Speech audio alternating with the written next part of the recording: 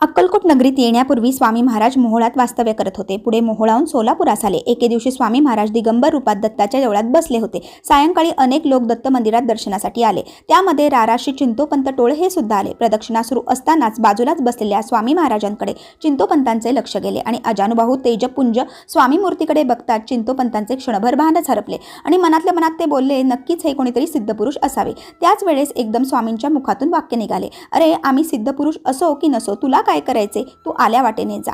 असे शब्द ऐकून चिंतोपंतांना आश्चर्य वाटले आणि पुन्हा मनातल्या मनात ते बोलले, कदाचित हे कोणी मनकवडे असावे. तेव्हा स्वामी पुन्हा उत्तरले, अरे आम्ही मनकवडे असो किंवा कोणीही असो. आता मात्र चिंतोपंतांना खात्री झाली की नक्कीच हे सर्वसामान्य नाही आणि त्यांनी लगेचच स्वामींचे पाय धरले आणि स्वामींनी आपल्या घरी यावे म्हणून विनंती केली. स्वामींना सुद्धा त्यांचा शुद्ध भाव आवडला आणि त्यानंतर स्वामी महाराज चिंतोपंतांच्या घरी गेले. तर मंडळी, या कथेतून आपला हाच बोध मिळतो की पुण्य फळाला आले की स्वामी भेट होतेच. श्री स्वामी समर्थ.